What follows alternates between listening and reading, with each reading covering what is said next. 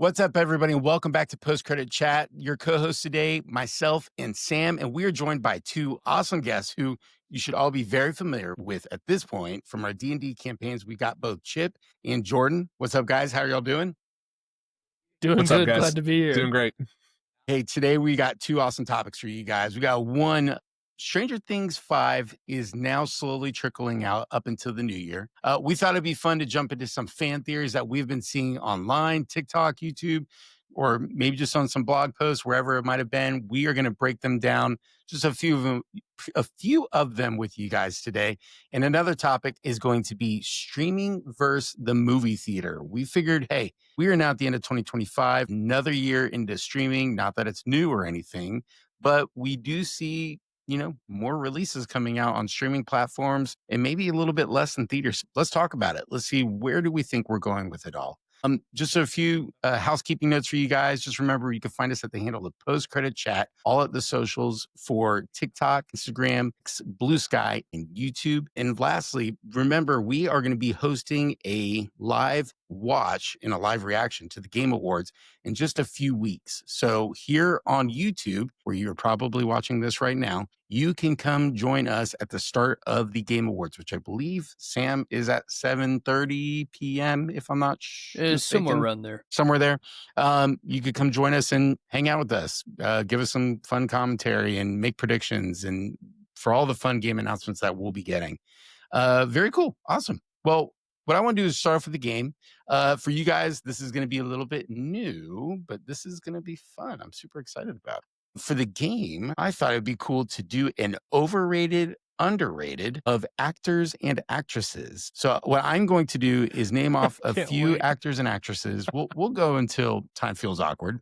But this is according to BuzzFeed, a poll that was taken by Spencer Outhouse on the BuzzFeed staff. So I figured, why don't we just go through this and see what all we can come up with and see, do we think they're overrated, underrated, or accurately rated? And this is all a poll. So this is what people who go to this website, what they think of these actors and actresses, okay?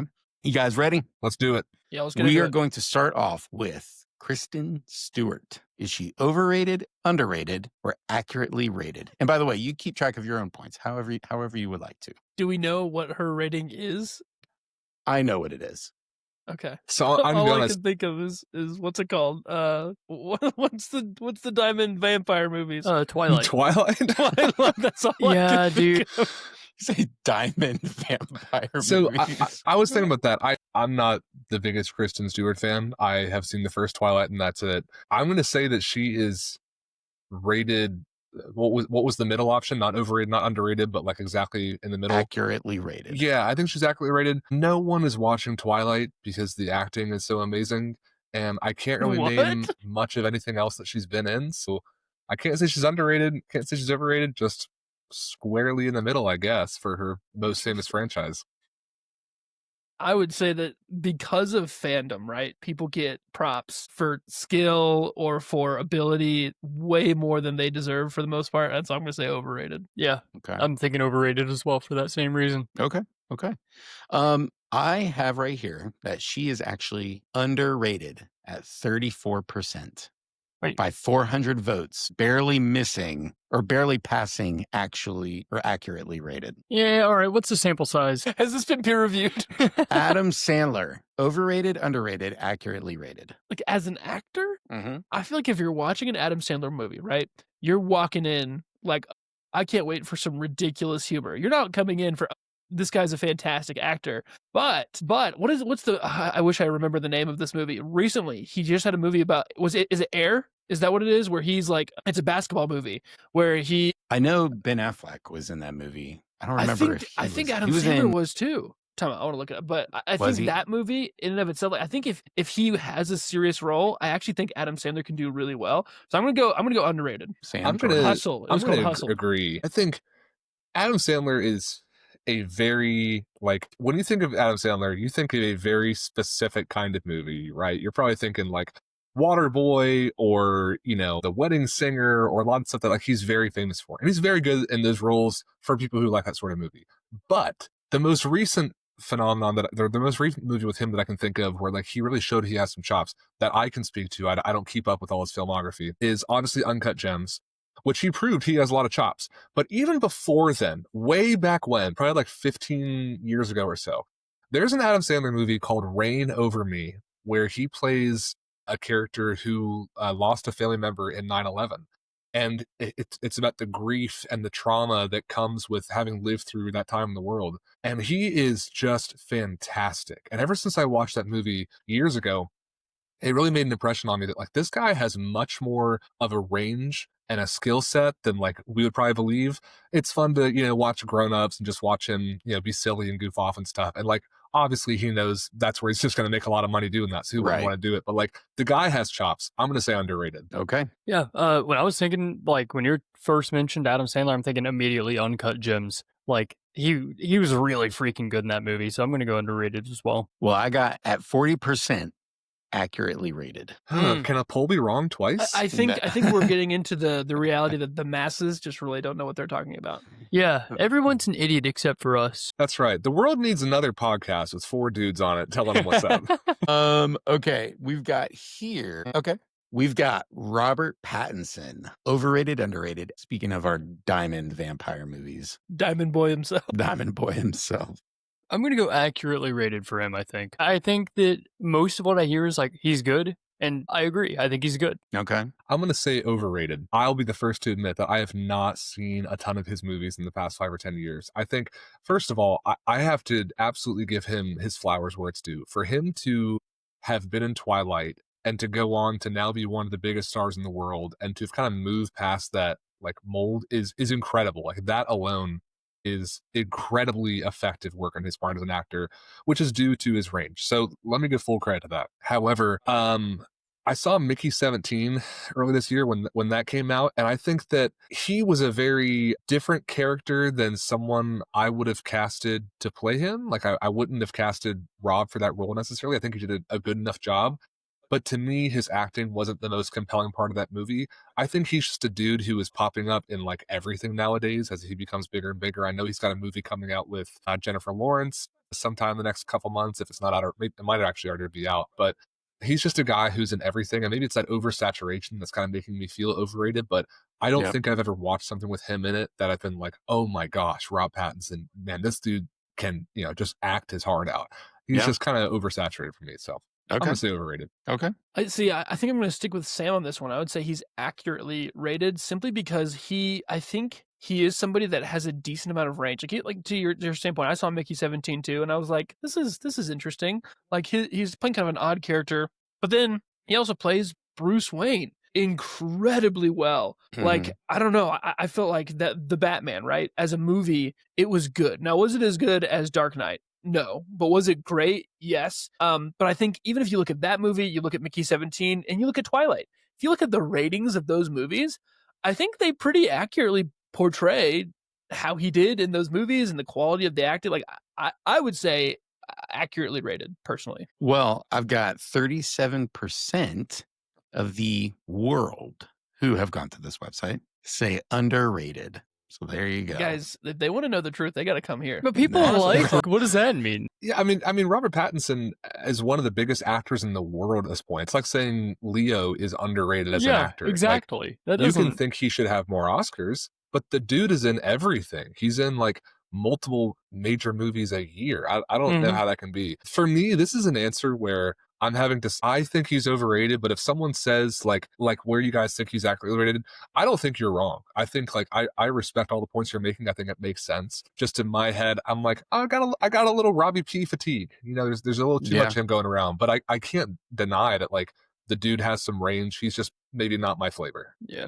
I do need to know, when was this published? That matters, I think. 2019. 2012? Okay, so that might matter. Which is before the Batman came out, I'm pretty sure. Yes. December 18th, 2021. The end of 2020. So maybe he was underrated. Was that maybe pre-Lighthouse?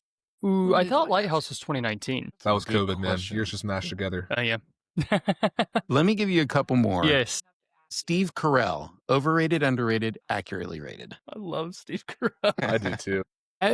For me, as an actor, I think he's underrated. I think people think of him in The Office too much, and he has other movies. Gosh, there's one with like I think Timothy Chalamet that comes to mind, where Beautiful it's The Boy. like Boy Yes. or Beautiful Beautiful Boy. Boy. Oh yeah. unreal casting or acting from Steve Carell, and I don't think as many people see that because they're like, oh, that's the guy from The Office. I'll give you guys a little hint, and I'm not saying you're right or wrong, Sam. I meant to say this before, but the selection is at 55%.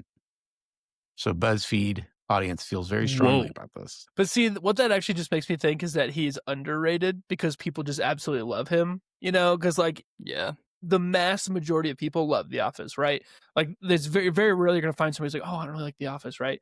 And so I think my gut would tell me that the masses have said underrated. And here's what I'll say: I love me some Steve Carell. Don't get me wrong, right? I love Steve Carell. Everything that he's in, Crazy Stupid Love, great movie. 40-Year-Old Virgin, great movie. Danny in Real Life, he's got some great movies. But I wouldn't say that like the range that I see in those movies is pretty diverse. I would say he's still pretty much him in each of these movies, but I don't mind that either. Yeah. I'm okay coming to these movies knowing that that's who he's going to be. So I'm going to say accurately rated. Okay. Even though I think the answer is going to be underrated. Yeah, I agree, like pound for pound with that take. I think so. Years ago, if you guys remember, there were this. I think I remember this being pretty close to the time around when The Office ended, or at least when Steve Carell left. But shortly around that time, there was a movie that came out called Foxcatcher with Steve Carell and Channing Tatum. I think Mark Ruffalo's in it too, and it's about wrestling. And Steve Carell is in that movie, and he plays the total antithesis of a guy that you would expect, the guy who played Michael Scott to play.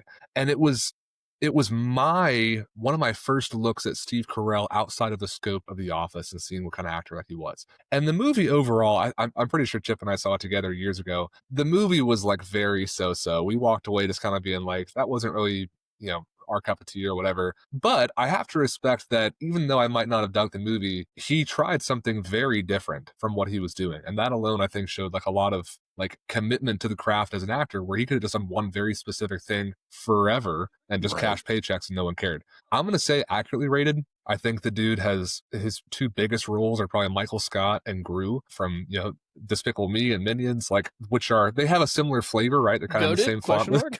I agree with you. But like, I don't necessarily see consistent riskiness to like the types of roles he picks necessarily. In fact, I think Robert Pattinson does a much better job of that, of being kind of up, down, left, right more so than Steve Carell. But I absolutely love Steve Carell. The dude can do no wrong in my eyes. Die-hard Office fan. Despicable Me is great. So I'm going to say accurately rated. Okay. Well, at 55%, he is accurately rated. So you got a point. There you go. Sam, what did you say? He was I said underrated. Underrated. Okay. And then to end it out, I find this one to be fitting. Millie Bobby Brown. Or should I say Millie Bobby Bon Jovi? Yeah. That name's got a ring to it. Millie Bobby Bon Jovi. That it does. You could say that. I could. I'm going to give a little bit of a hot take, I think. I don't think I would say that Millie Bobby Brown is a fantastic actress. And I would say that is for two reasons. Why I would say that is, one, playing 11, she does a lot of the same thing. She's really upset. She's really scared. She's really overwhelmed in every season. And so she doesn't really get a lot of chances to show us her range as an actor. And the only thing I think I've ever seen her in outside of that is Enola Holmes. And even in that, it's kind of like a kid's movie. It's kind of fun and sweet, but like, it's not like a, whoa, what an acting job that I just, right. But I think that again, I'm going to say she's overrated, but mainly because the things that I've seen her in, obviously number one being Stranger Things, she doesn't have a lot of opportunity to show us more because how her character is written is, I had to freaking save the world again, and I'm up against ridiculous odds. So I'm screaming, I'm crying, I'm upset, I'm scared, and that's it. Like that every single season. Again, I don't think that's her fault per se, but I would say that we haven't seen enough to say that she is underrated or accurately rated. I would say she's overrated. She is. Yeah, she is. Since Stranger Things has only ever appeared, I believe, in Netflix movies or shows.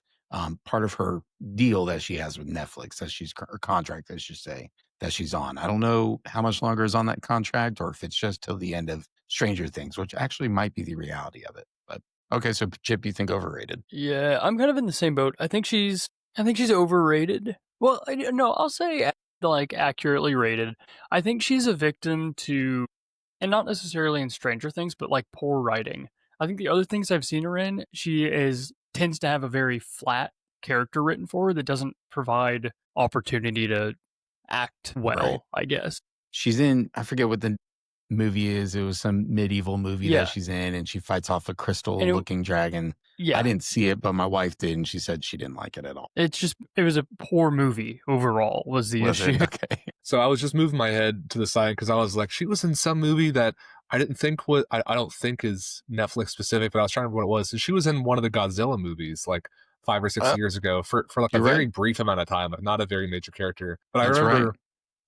if it's the one I'm thinking of, the trailer kind of made her seem like a huge character, and then she was there for like the first like 20 minutes and then just left. It was the second one, I think, right? Yeah, it was either King of Monsters or Godzilla versus Kong. One of the two. I think it was King of the Monsters. And maybe Godzilla. No, it was King of the Monsters only, I think. Yeah. Yeah.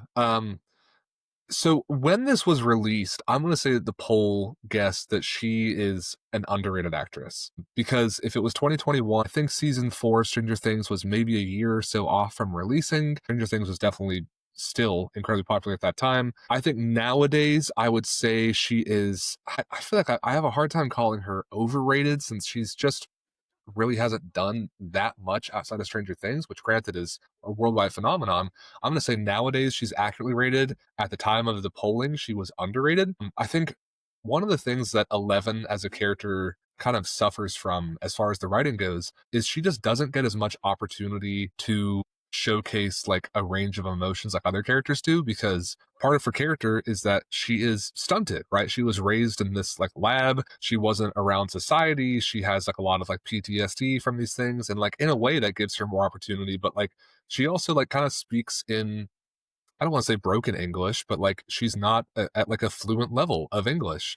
She sometimes has a hard time communicating. So like, whereas other characters have more like crayons in the Crayola box, so to speak, Right. she is kind of working with like the basic set, and that is both more challenging for her, which in some ways is exciting, but also gives her kind of less opportunity to shine, I think. So of course I love Eleven. We're gonna talk about her a lot more today, but I'm gonna say at the time of the poll, she was underrated. Okay. Well, with the poll releasing in 2021 in December, Stranger Things season 4 releasing May of 2022, the fans of BuzzFeed believe that Millie Bobby Brown at 42% is overrated. So there Wow. you have it. I was dead wrong. People have spoken. Overrated. And I'll be honest, I think she is a little bit overrated as well. I think that's probably where I would place my vote as well. Well, very cool. I'm glad we were able to jump in just a little bit on overrated, underrated. That was a fun little change to our game, Sam, I think. So maybe we could use that for future options as well. What I want to do is I want to read off moving on to our first topic is I want to just jump into some theories that people have been putting out there online. I have searched not for the best. I've searched a little bit for the best. I've searched a little bit for some of the silly ones. And so I figured we're just going to kind of go in a random order and I'll read off some of them. But I do want to ask you, do you want to start off with a silly or do you want to hear a good one first? I want to jump into something juicy. Okay. I'm going to give you what I think is one of the better ones on here that is probably a reach, but it's also somebody who gave this, I believe, did their research on this. I did not credit any of these theories. So Good. to be honest, I don't know that anybody necessarily. Yeah, they're actually our own theories. There are our own theories. There you go. Okay, the first theory is this. Season 5 is out, volume 1 at least. And so all these theories speak to volume 2 and volume 3, obviously. So you won't hear anything that would contradict something that you have already watched with volume 1. Vecna is capturing 12 kids total to power a wormhole, similar to what we see Mr. Clark draw on the chalkboard in the classroom, and similar to what we see Will kind of like draw on the barn door, when he was in Vecna's mind. So why 12 kids? Well, there are 12 hours that Henry was stuck in Dimension X with the Mind Flare, 12 hours on a clock, which we saw a lot of in season 4. And then also, this is beyond my knowledge, but hey, here we go. There's also a total of 12 qubits that are necessary to complete this wormhole to make it accurate, supposedly. So that is the theory, that he is trying to create this wormhole from Hawkins through the Upside Down to Dimension X. There you go. That part I feel like makes sense. I like. Yeah. Obviously, there's a reason that we're alluding to wormholes this season. I don't know how I feel about the 12 hours thing. How do we? Is that something that was in the play that we learned that he was in Dimension X for 12 hours? Probably. That 'Cause would it be my didn't- assumption. We don't get that in the show. That's like, oh, he was only there for 12 hours. It seemed like he was there for a few daggum years. The guy was completely changed the next So, time we see him. y- So I'm yeah. like, where is that coming from? My thought was he was in Dimension X for like a while. Years. It seemed like. I mean, maybe and not. That's why he's trying to create portals to get back into the main world to connect them. But again, maybe in the play. I Yeah, don't know. you know, I'm going to be completely honest. I feel like maybe I'm not paying attention. I don't really understand what Vecna is doing in the first place, anyways. That's something I was trying to, when you look at like Vecna, who he is as a villain, I just asked myself the simple question. My wife and I were having this conversation post the 4th episode, is like, Vecna isn't here to just take over the world. There's no way that's his agenda. He's not just coming in like every other villain in any other movie and like, I am going to take over the world. Like that's just not his scheme, I don't think. And so I do think when you look, maybe there's like something between him and the Mind Flare and he's wanting to overcome it, or maybe he really is, as Dustin said in season 4, he is like the 5-star general, and he's simply doing what the Mind Flare wants. I think that would be a much more interesting approach than just world domination. That is such an overbeaten trope that we've seen for the past like 80 years in pop culture. Right. Of like, we're going to take over the world. Cool. Let's do something else. Like, we've been talking about this for so long. So I hope it's something else. I think it'd be much more interesting to say like, okay, he needs power to escape from like the clutches of the Mind Flayer. That's more interesting. Tell me why. What do you want to do after you escape? Are you trying to overthrow him? Are you trying to become a human again? Do you even want to live in the Upside Down? Like, I don't know. So I hope it's more than that. Maybe I missed this in season 5. I'm not sure the show explicitly told us why he wants children. We know why he wants children versus adults, right? Because kids are younger and more malleable and like easier to influence, but like we don't know specifically, to my knowledge, why he's taking them, period. Just that he wants them, presumably for some kind of energy source.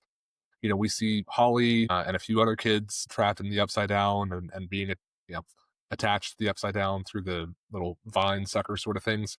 So presumably something is up. I don't think it's a stretch to say that's for something wormhole related, but I just hope it's for more than world domination. That's such an overbeaten trope that they can do a lot better with. Yeah. Yeah. Do you think as that? well? Go ahead, Chip. Okay. I feel like the idea of world domination, I agree, I don't think is the goal, but I do. The whole thing with the spiders, right, where he feels like spiders are they're misunderstood creatures and that they deserve more. I don't know. Part of me feels like his goal is either twofold, or not even twofold, but one or the other. One is that he wants to recreate the hierarchy of the world and make it so that there are certain people that are in power that have been, I don't know, maybe sidelined or kind of had the power taken away from them, but like the strong, kind of like what is it?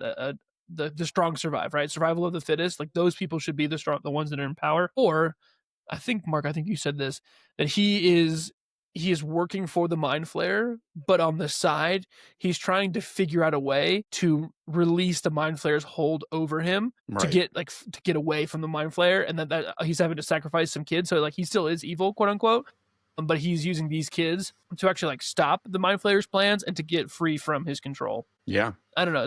For me, I feel like it's gonna be one of those two. I wonder if if not the Mind Flayer, I wonder if Vecna is like able to die. Like we know he could be hurt, but I wonder if he can completely just be offed. Maybe what he's trying to do is create this wormhole, take these kids there or not take them there, but create this wormhole or whatever. Maybe he's just trying to figure out a way for him to be free and to be killed off. Like maybe Vecna's like, this is kind of like segue into another theory that I wrote down, but maybe like Vecna is just done living and he is a true slave, quote unquote, to the Mind Flayer, and he can only be offed if, they defeat the Mind Flayer, and he might need help with that. And so, hey, if I bring the Mind Flayer to Hawkins in a new way than we have had before, then everyone has to fight the Mind Flayer with me.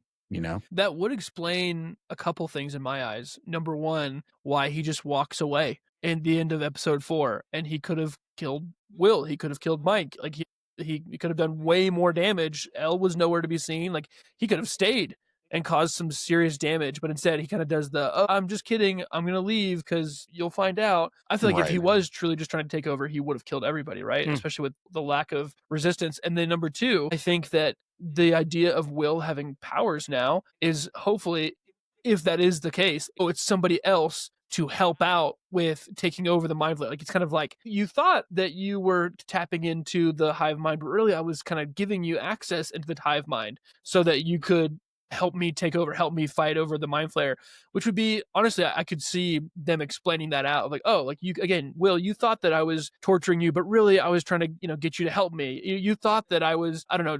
Again, I can totally see that narrative being a thing where instead he was actually helping them the whole time. There's little things that have happened throughout the series, like, why didn't he just finish them here? Why didn't he do that there? Etc. I think that I can see that happening. Yeah. I read a quote from the Duffer Brothers online. I don't know, Sam, if you and I talked about this yet or not. And I mean, I guess this is kind of spoilery, but uh, I'm just going to go ahead and read it and just trust that you guys can take the caution with it as much as I did. But the Duffer Brothers did confirm that Will does not have powers, that he is only able to control things that are tapped into the hive mind, that he now is tapped into as well because of Vecna. Okay, so this brings up a great point that I want to talk about. The last episode in season 5, volume 1 is called The Sorcerer. And Chip and I were talking about this because we had the great privilege of watching it together in person. I don't think Will is a sorcerer at all. And let me tell you why. In D&D, and by the way, if you're watching this and you haven't watched the PCC D&D episodes about Welcome to Hellfire Chat, what are you doing? Stop watching this, open a new tab, go to episode 1. You will enjoy it. We're all there. Also, if I Anyways. could jump on that real quick, we are totally, this is way too late. We're talking spoilers for season 5, volume 1. So if you are watching this, you're like, hey, what the heck? Just know you could go watch it. And then also a quick plug, Sam and I's reaction to season 5, volume 1 is currently uploaded on YouTube by the time this is up. And the thumbnail of this video will say spoilers. Yes, it does say spoilers in that. So I don't know if I'm going to put that on this video, but anyway, sorry, I turn it back to you. No, you're good, man. So the last episode of volume 1 is called The Sorcerer, which implies that Will is a sorcerer because at the very end he has his powers. We're gonna spend a good amount of time tonight, I would assume, talking about those powers specifically, because I know Chip and I both have a lot of thoughts on those, as I'm sure you guys do too. But this all ties back to D&D, okay? If you're not familiar with D&D, there are at least 3 different ways of where does power come from. There's a wizard, which is someone has some amount of innate magical ability, and they use a book of spells or a wand to channel that magical energy and make it real. Famous example is like Harry Potter. Harry, for the most part, has to have a wand to do magic. People are going to be like, you can do magic without a wand. You realize what I'm saying. You need a wand to do magic. There's a sorcerer, which is what the show is trying to tell us what Will is. A sorcerer has an innate sense of magic that they can just do it. They don't need a book of spells. They don't need some sort of conduit to do it. They just are. This is a good example of like Gandalf the Grey. He has a staff. He can use that for magical means, but he can also just straight up do magic. He's a sorcerer. It exists within him.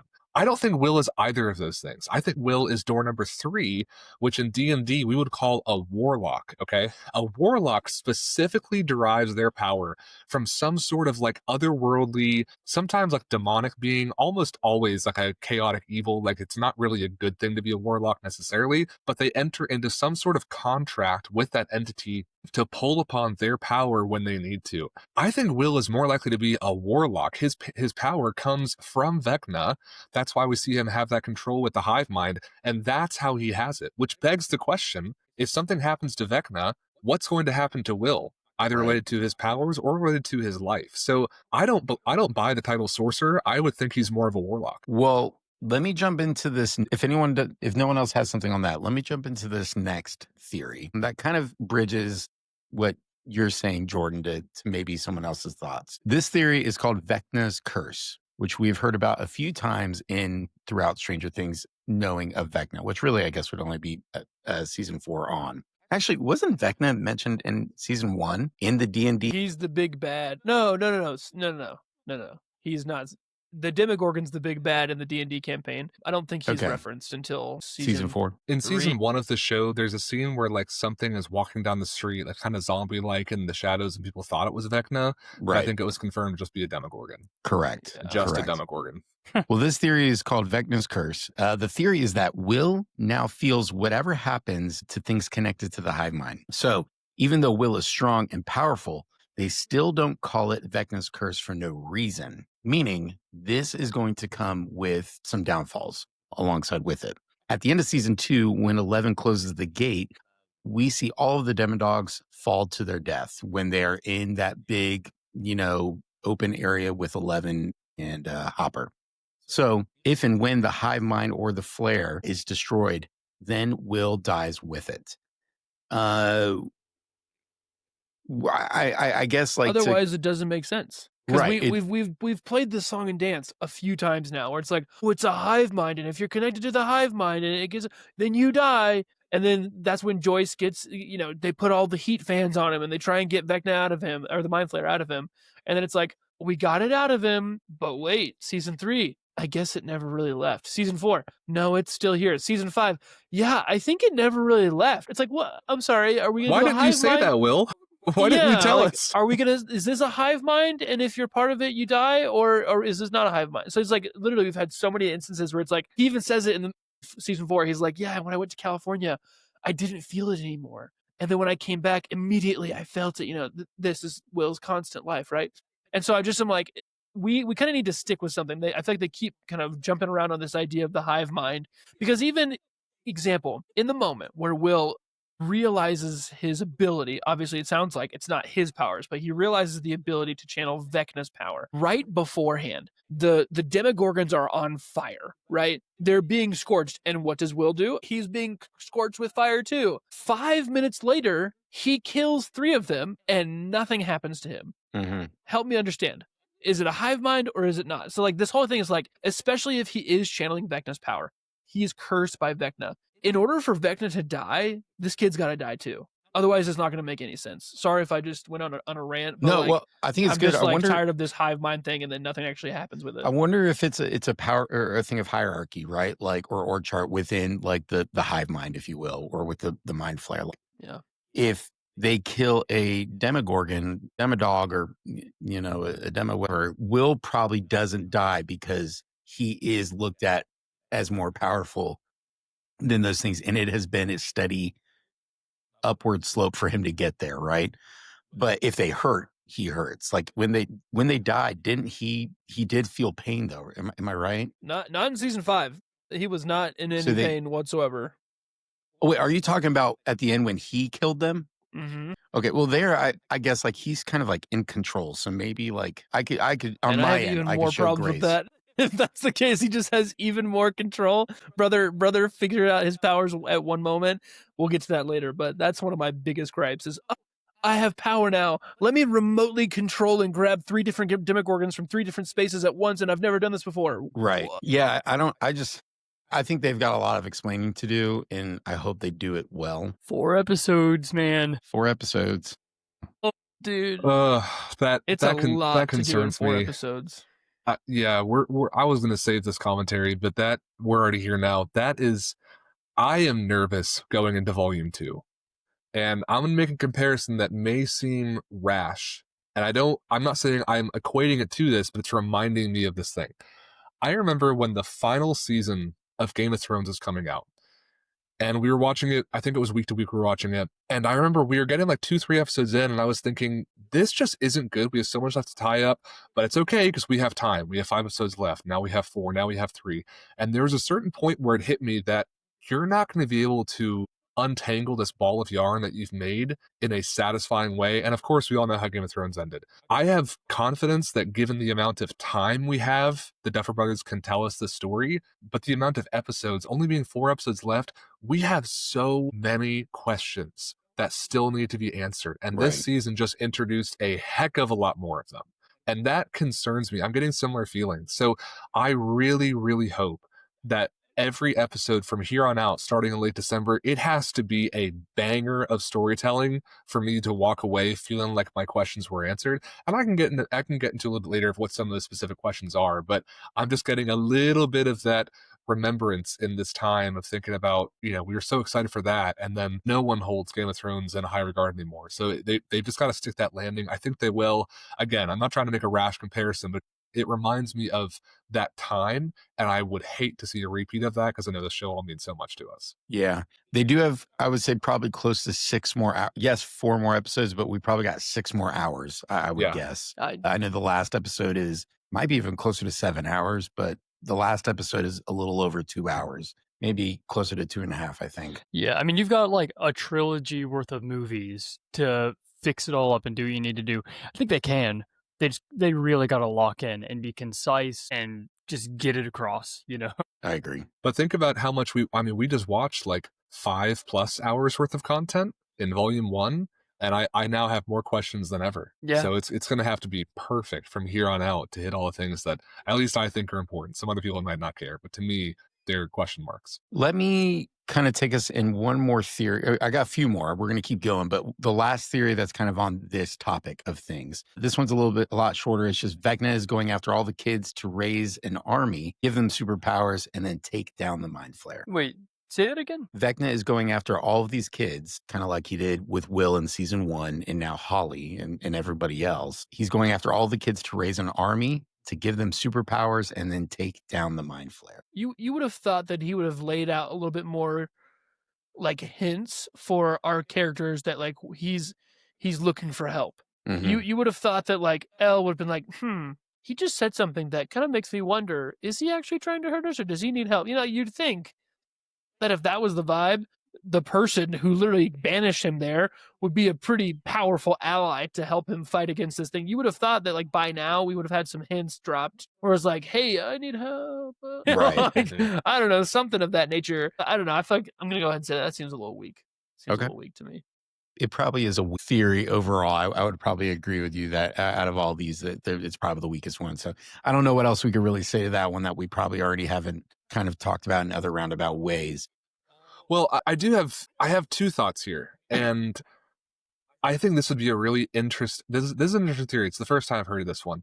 I think it would be fascinating because it answers one of the biggest questions that I have, which is, to my knowledge, correct me if I'm wrong, we don't know how people get powers in this show. My understanding is that one's powers are just innate, right? He's our sorcerer. He just has powers. I'm cool with that. That's fine. I don't think we really understand how Elle got her powers. Did she get them in utero? Was she given them at a young age through some kind of experimental testing? So one was given his powers. He was given powers? He was given powers, but I'll leave it at saying this was given to us by this was told to him simply because of the play. I can't think of what's the name of the play?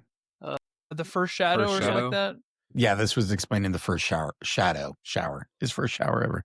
In the first Shadow, how he got his powers. I'm not a fan of that because the show implies that his powers are innate because we see what he does to his family at the Creel house, and there's no allusion to another time where he leaves that house and gets powers and comes back. So on the one hand, I'd love to see that because that's one of the major question marks of the show for me is how do we get powers? What about Elle? What about 8? What about 1? What about Will, right? We don't know how that's happening. So it'd be cool to see the theory answered on one hand. On the other hand, I don't think that's going to happen because if Vecna really wants to use these kids to fight back against the Mind Flayer, he picked the worst possible target for his first abduction. He's picking a Wheeler's sibling, the younger sister of the girl who was throwing Molotov cocktails and hitting you with 12-gauge shotgun rounds a few months ago and trying to kill you. You're picking her little sister. Like, pick a random kid. Don't go after her. To me, that shows like the ego of Vecna and like, dude, I'm going to take your little sister and there's nothing you can do to stop me. There is nothing you can do because I am so powerful in another dimension.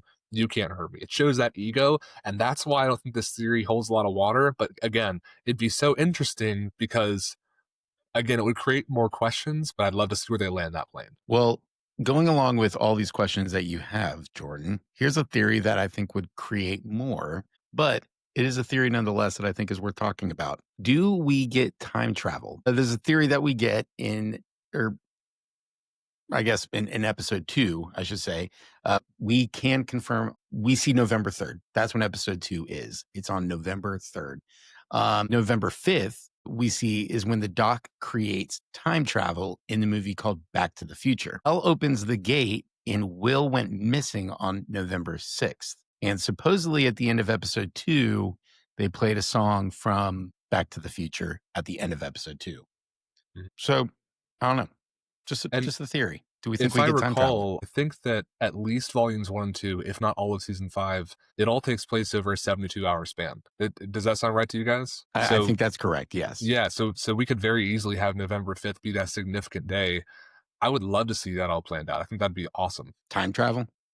Absolutely. I don't know if I agree with that. Time travel is something that we just have not seen done very well, and it has the ability to say, "Hey, here's our whole story." Just kidding. All the problems that they have, they just have to go back in time and change it. It's like, what? Like Right. that's gonna be our finale. Is that really what they're gonna do? Is just go back in time and say, let's just make it so that none of this happened. Like I would personally not like that very much. Now, a wormhole I think would be very interesting, especially with the idea of Dimension X, Earth having a pathway to each other. I can get behind that. That's kind of cool. That's kind of wild, right? To have this like thing that currently humanity doesn't understand, but maybe the Mind Flayer does, to be able to, okay, I'm into that. But if it's like, we got to go back in time and make it so that Vecna didn't have a hard time at camp, brother, what?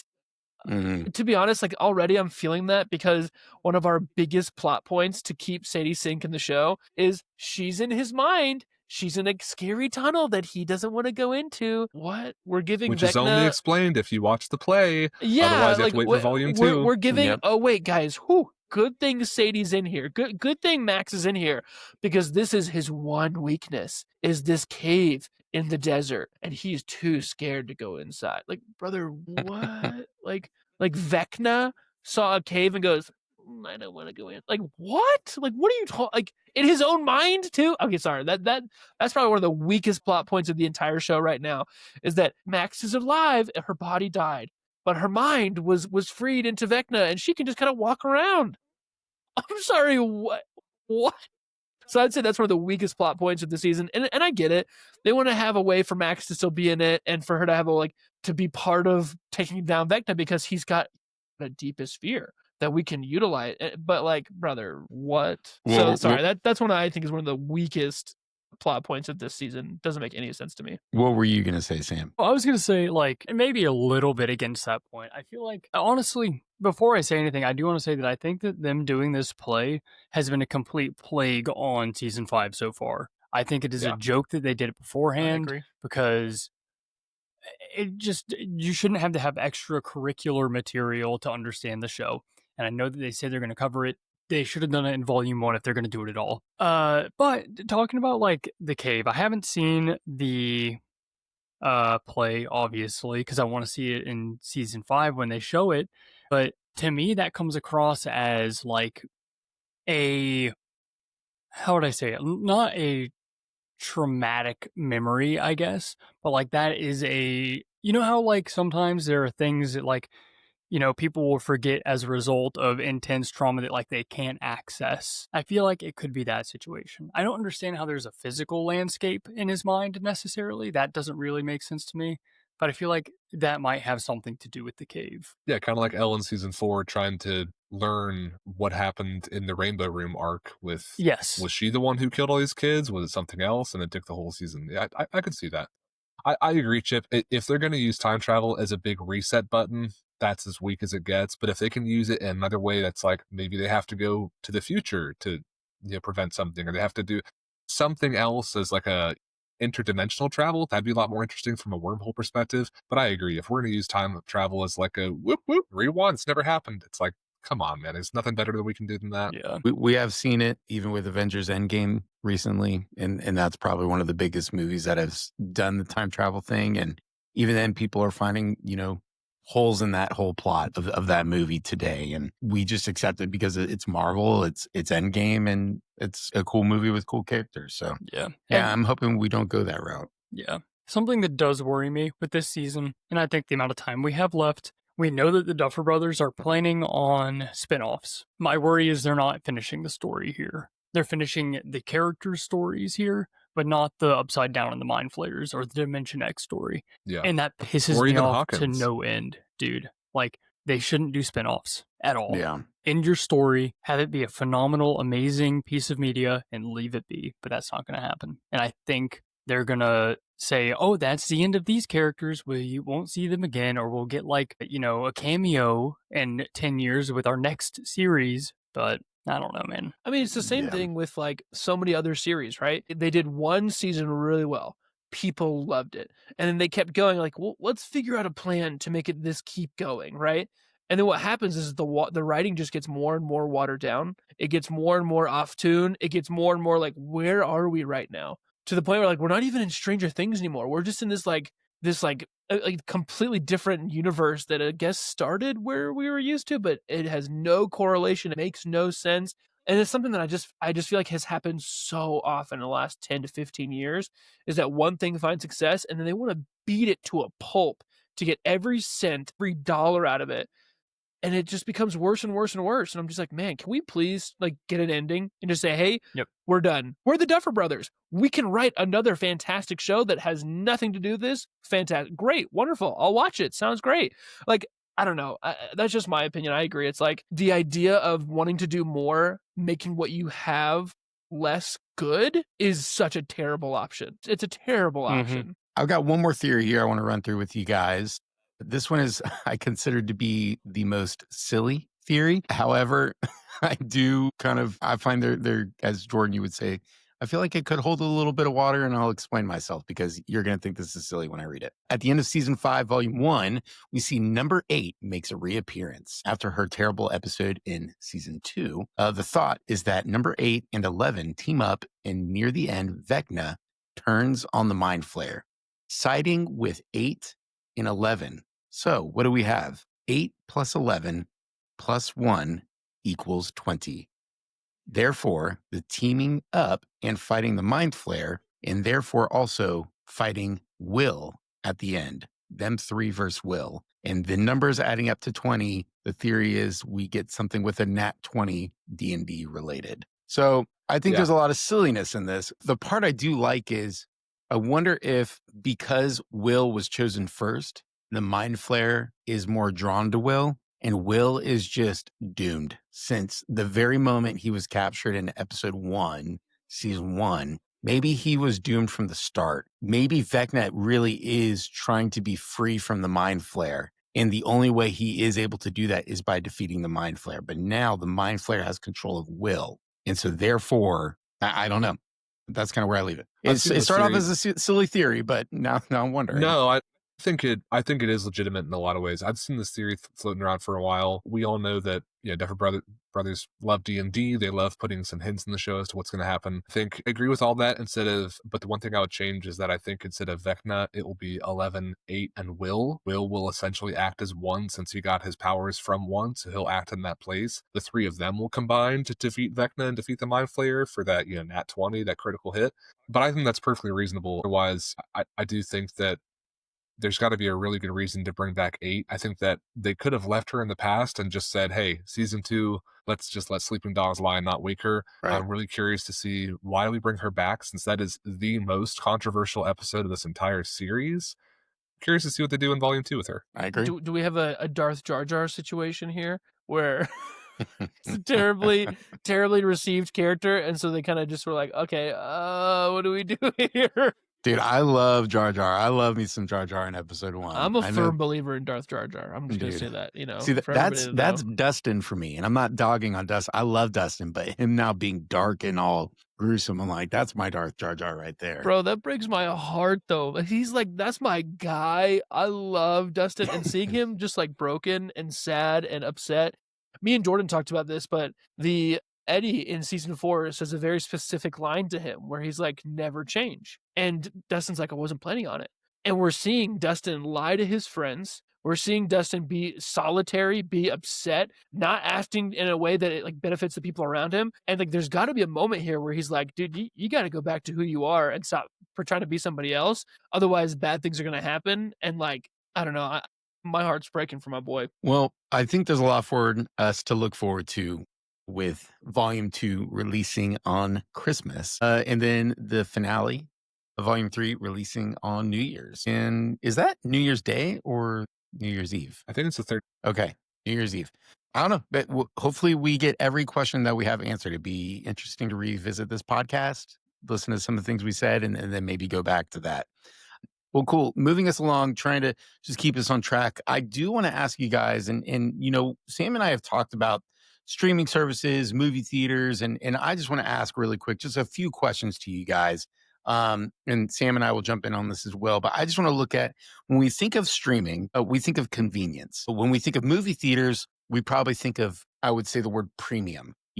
When The Dark Knight, released, if streaming was a thing back then, I can't remember it might have, I don't think it was a thing, but when that movie came out, like, I would much rather go see that in theaters than watch it on HBO at home, right? So where are you guys at with streaming, movie theaters? I know there's different stages of life. You guys have kids, and where does all this play for you guys? Sam, I'm asking you the same thing with, you and I kind of being in the same chapter of life. You and I are, we have, our families that we're with. And so, yeah, I kind of leave that question open-ended, I guess. I think that sadly, streaming has definitely watered down entertainment as a whole.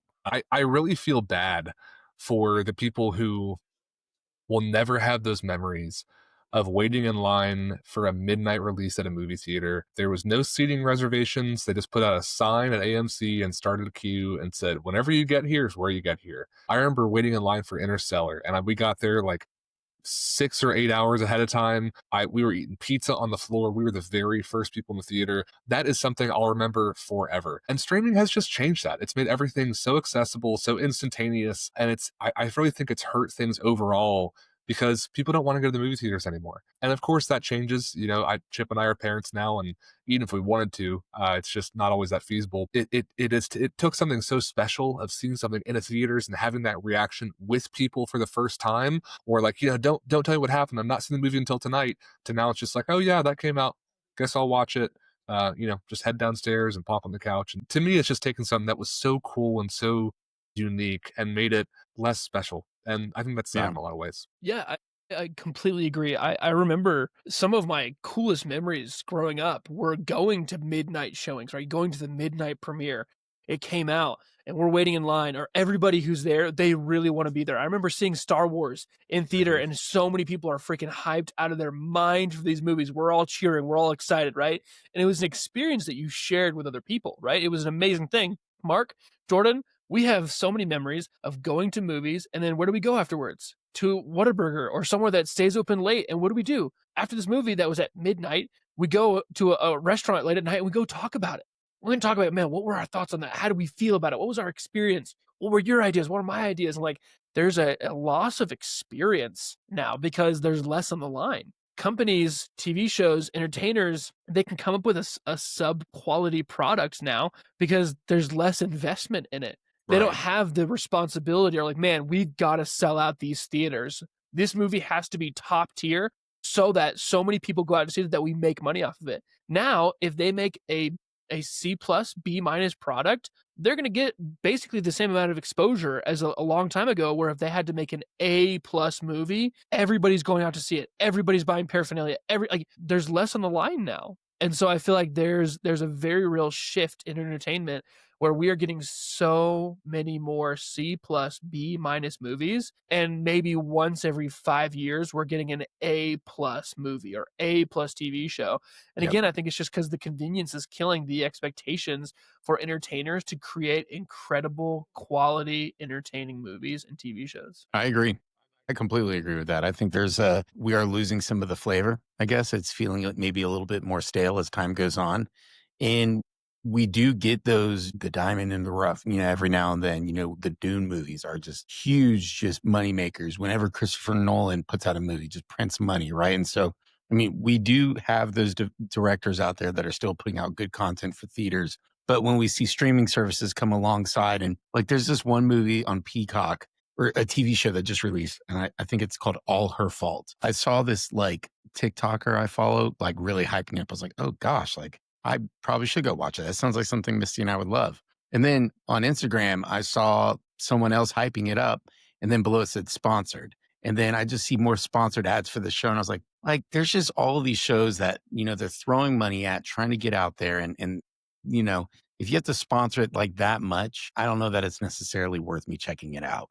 Yes, we get trailers and whatnot for like Avatar, Fire and Ash. We got, a trailer supposedly coming up for Doom in a couple weeks. And so, yes, they're sponsoring your product, your artwork, your project. I get that, but I don't know. Streaming it feels a little different. I don't know that we've nailed it yet. Let me ask real quick, if you guys all had to create or not create, sorry, let me not create. That would not be fun. If you had to cut one streaming service, what streaming service would it be? Imagine that, I don't know which ones you guys do have, but if you had all the big ones, Netflix, Amazon Prime, Hulu, HBO Max, Peacock, is there Can anything? Can I change your question? Go for it. How about if you could only have one? There you go. Because Yeah. I feel like cutting one, we'd still have access to most of the things that we would want. But having only one, I think is a much harder question. Let's hear it. Yeah, if you had to only keep one. That's a tough question. I think one, I was like, no problem. I've got like 3 I can cut. That I don't think would impact me that much. If I had to keep one, my first gut instinct is Netflix, because I'm like, oh, it has the exclusives that I love. It has Stranger Things, and even though it only comes out every couple of years, gotta have Stranger Things, right? But day to day, I don't love the library of Netflix. I think I'm going to keep Hulu. I think Hulu has the best combination of original material, really good stuff from cable, and they also have a really great anime selection too. I love watching anime. I know Chip does too. Sam, since a few do, and obviously Crunchyroll is the creme de la creme of where to watch anime, but like Hulu definitely packs a punch. So if I had to keep one, I'm going to go with that. Currently, I think I would say Apple TV. I have not seen a single show from Apple TV that wasn't good. I mean, maybe not ones that are like, oh, wow, this is a life-changing show. But like every show I've watched on Apple TV has been fantastic. And to the same point that Jordan had, there's a lot of like things from Netflix, from Hulu, et cetera, that are good, that are fun, that are entertaining. But when it comes to raw material, Shrinking, fantastic show. Ted Lasso, fantastic show. Slow Horses, fantastic. Like I have not had a single Apple TV show that has missed for me, and obviously I haven't watched all of them, but the ones that I have, I'm really really impressed with Apple TV. And for the most part, if I want to watch a movie, we can go buy one or rent it. But for like actual usually TV shows are what we're looking for content wise, I would say Apple TV for me right now is one I would keep. Apple TV is great. I love Apple TV. I think it's got a lot of great content on it. What about you, 100%. Sam? Yeah, dude, that's hard for me. Like, I think with its current landscape and what I know is like coming to it soon in the future, I would probably stick with Netflix. Like, just for where it is right now and like the next maybe 6 months for me. It's like talking about Hulu. Yeah, I like it. I watch anime as well. I like the selection on there. There's a ton on there. But then I look at like, well, okay, my favorite anime is getting a new season exclusively to Netflix at the beginning of next year. So it's like, am I just going to miss that then? And I think my issue with Netflix is that other streaming services are pulling their stuff off of Netflix. So its selection is like dwindling at this point. Yeah. So short term, I'd keep Netflix. Long term, I'd probably go with like Hulu or HBO Max. Netflix short term for you? I think so, yeah. That was probably where I was going to go. For me, I'm probably leaning more towards HBO. Reason being, I love the old HBO shows, Sopranos. I watched a little bit of The Wire. I thought that was great. Game of Thrones really ended terribly. I definitely stand on that. But man, those beginning seasons and even the middle, like really hit hard. Even those later seasons have some really cool moments on it, and they are very much fan service. That's all they are. But there's also Warner Brothers with HBO. I love that we get a lot of like superhero Batman content. I love that we're getting the DCU thrown onto there. It's got its share of superhero content, yes, but also, I'm a reality TV junkie, and so there is that mix on there as well. And I think HBO, in my opinion, does the best when it comes to holidays. They've got great Christmas movies on there. They got great Halloween movies on there. And so I think I could be satisfied with HBO, probably that being my only service. If I were saying for a timeline for a year, I think I can do it. Well, very cool. Hey, I want to move us on to our next segment of Radar. Remember, Radar is just a segment where we get to talk really quickly about some things that are coming up that we really much look forward to. But I did have one agenda for Radar. I'm going to kind of move us along. But Sam, have you been watching it? Welcome to Derry, and Chip and Jordan. If you guys are watching it, same question. Have you guys seen that? Yeah, I've been watching it. And you're all caught up on it? I am. What about you, Jordan and Chip? Are you guys Welcome to Derry fans? I have not watched any of it. Okay. I've seen the movies, but I haven't seen any of the TV show yet. Okay. Yeah, I've seen the most recent movies. I have a question for you guys that are watching it because I've heard the premise of it. I think it's a super interesting premise. Does it lessen the viewing experience for you knowing how the story ends? Or can you still enjoy it chapter by chapter, kind of the direction they're taking it with going the decades before, like 27 years before or whatever? Does it cheapen the story for you knowing how it ends, or do you still feel like it's worth a watch? You take it, Sam. Yeah, for me, I think I do still enjoy it. Like, short answer. I don't think that knowing how it ends really does anything because this is more of it almost feels like more of a tangent to like, oh, okay, well, I don't really know how to explain this, but it doesn't cheapen it at all. It's still like good. I guess we'll probably talk maybe a little bit about what's going on. I don't know what we're saying. Yeah, you could jump in on it if you wanted to. A little bit of spoilers. Well, I don't want to spoil it for y'all too. If you're I'm planning, not. go for it, man. Watch it. Yeah, I'm Spoil not it. watch it. I think my only beef with this show, as it stands right now, is that it took like basically 5 full episodes of I think 10 episode series to even see Pennywise. And it's like, okay, you marketed this show as Pennywise coming in and just cooking and being like this just absolute monster. Right. And we didn't really get it for a little bit too long to me. So like I actually skipped a couple weeks watching just because they kind of lost me a little bit. I think that was a big thing for me as well. I do need to give a shout out real quick to Red Guy on YT. He is a gentleman who left us a comment on our previously posted Welcome to Derry review so far video that you could go find on the channel on YouTube /post-credit chat. But he left us a comment just letting us know, hey, Pennywise is not necessarily it. Pennywise is a rendition of it. You see it throughout the show in different, forms. And the clown Pennywise is just one of the forms that it takes. And so when him being this big Stephen King fan, when he kind of left that comment explaining it to Sam and I did get a better appreciation for the show, but I am still holding my frustrations of saying, hey, you did market Bill Skarsgård as coming back as Pennywise. We did see a lot of Pennywise as well on covers, on artwork and whatnot. And so, yeah, I mean, when you watch It Chapter 1 and It Chapter 2, the movies, what you walk away from those movies is, man, Bill Skarsgård did a great job as the clown. And so when you create a show called It, Welcome to Derry, I expect to get more of the clown. And so we have only seen him one time, really twice, I guess, in episode 4, but it was very different than what you would expect, I guess, in episode 5. But I want to ask you guys, is there any movies or TV shows coming up that you guys are looking forward to for the rest of the year or 2026? What are you looking forward to the most? Let me throw it to you, Chip. I think the one that I'm excited about, but I'm also nervous about, is Harry Potter. I feel like it's supposed to come out next year, and it's already been done so well. Like, you could have tied a boat on it, and I would be like, great, wonderful. We got an amazing Harry Potter. I love it. And especially with how I just said, so much content nowadays is so cheapened because of the access to it, the convenience of it. So I'm a little bit nervous about the quality. I'm nervous about the storyline that they're going to, if I'm on this podcast multiple times, I think people will hear me say this over and over again, stick to the script. Every time we see a storyline, we see a movie a book turn into a movie, and they move away from the script, they move away from the story, they move away from the book, it almost never turns out.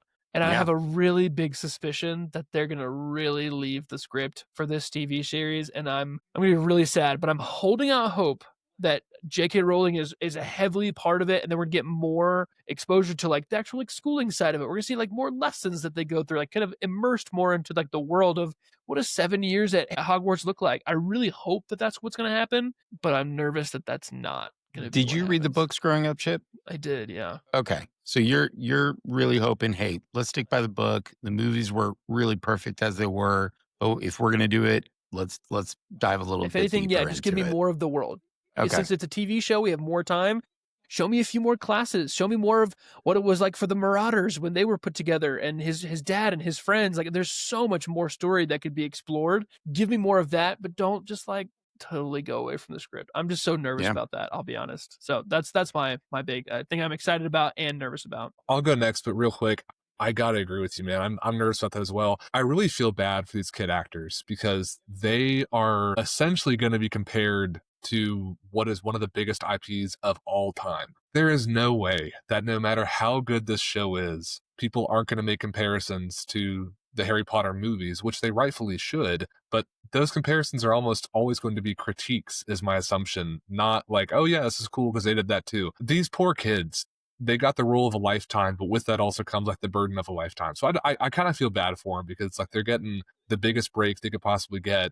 But what will that mean for them? And I just don't see this show succeeding. If you had told me years ago, hey, you're going to get more content about Lord of the Rings, you're going to get a Lord of the Rings anime, I'd be like, you're kidding. That's amazing. And now, guess what? That movie came and went and no one talked about it. Didn't do too well. Didn't do anything, man. We have all these massive IPs that are putting out more content than ever. Star Wars, Marvel, Lord of the Rings. We have an It TV show now. And again, it's just kind of this under the radar, doesn't make as big of a splash sort of thing. And I do think a lot of that ties back to the theater experience. But anyways, for my answer, I've got two, one movie, one TV. My TV show that I'm excited to watch is Pluribus. I hope I'm saying that right. On Apple TV, it's the creators of Breaking Bad and Better Call Saul. I think them doing a sci-fi show is fascinating. The concept of like happiness is a disease that is kind of like cast in the world. This one woman kind of like being resistant to that. Super interesting.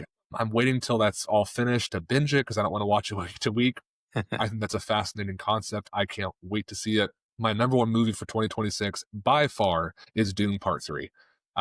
If you know me, you know I love Dune 1 and I love Dune 2. I think Dune 2 is the best movie I've seen since Interstellar in like 2014. Chip was the one who told me that, and I was like, no way, it won't be that good. And he was right. And Chip is not easy to please, as you can tell. But that movie, again, it's one of those things where it's like, if you did not see Dune Part 2 in theaters, you missed out because that was an incredible experience. I can't imagine having to watch that at home on my 55-inch TV compared to like an IMAX experience or a Dolby experience or something. So I can't wait for that. I can't wait to see what they do with those characters. I love the Dune show on HBO about the foundings of the Bene Gesserit. If you haven't watched that, go check that out. I need to watch that. I still haven't seen it. It's really, really good. So that is one area where I'm like, I think as long as Denis Villeneuve continues to have this creative control and direction that he does, he's a guy who I'm like, take it and run with it. I trust you. At this point, whatever you direct, whatever you put out,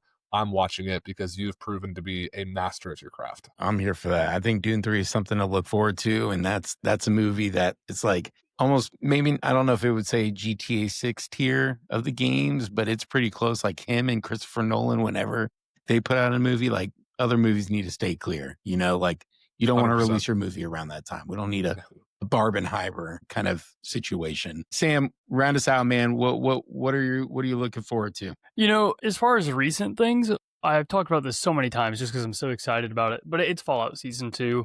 I mean, we're getting the New Vegas storyline or whatever they're doing for that. I'm just like over the moon excited for it because Amazon nailed Season 1. I just can't wait to see what they do with Season 2.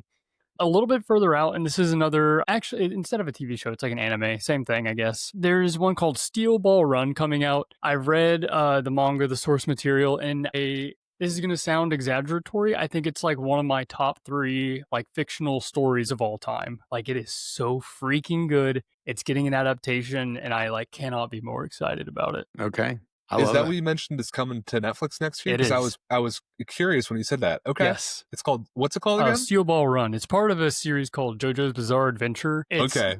Now I'm tracking with you. Dude, yeah. I can't recommend it enough. It's weird. Obviously, it's got some, it's very off the wall. JoJo. We know about JoJo. It's so off the wall, but it's so good. JoJo. Sam, I'm going to agree with you. I think Fallout, the show, being my TV show of 2024, Fallout Season 2 is definitely my most anticipated show outside of Stranger Things for 2025. So yes, I completely agree with you. I cannot wait till this show comes out. I don't think, as far as shows that I've liked from Amazon or have been interested in, I should say, I don't think they've dropped the ball once. And so I'm super excited for them to hopefully continue that streak that they have going. Heck For yeah. movie, I am very much excited. My movie of the year for 2026, as of right now, unless trailers prove otherwise. So no pressure, Avengers, but The Odyssey by Christopher Nolan. That is my when tickets go live. I'm very excited to watch that one. So. Yeah, anything Christopher Nolan, sign me up. I'm Yep. here. 100%. Yeah. Awesome. Well, hey guys, thank you for joining us for Post Credit Chats movie and TV episode. We had some great conversations today, and I hope you guys enjoyed it. Leave us a comment below. Let us know what your thoughts are on the theories for Stranger Things season 5 for volumes 2 and 3. Also, give us your thoughts on what you think about streaming and movie theaters. Are you still going to the theaters? Are you an AMC Stubs member? Are you, hey, I'm purely just putting all my money towards some streaming services. I like to pop some popcorn, sit on the couch, and watch it there. Nothing wrong either way. Also, we love to hear what are some things that you guys are looking forward to. Comment below and let us know. That way we could kind of maybe touch on that on the next episode, or maybe just have a conversation with you in the comments on things that you are looking forward to. Chip, Jordan, thank you guys for joining us for our episode today. It was such a pleasure having you guys join us. Everybody else, or all of our viewers, I should say, we are so glad that you guys spent time hanging out with us. If you will, leave us a like on the video if you enjoyed it. If you're not following us, give us a follow. Hit the alert button. That way you know when we post a video in the near future. Remember, you can find us at all of our socials at the handle of Post Credit Chat. You can follow us on X, Blue Sky, TikTok, Instagram, and YouTube. So again, thank you guys and have a great day.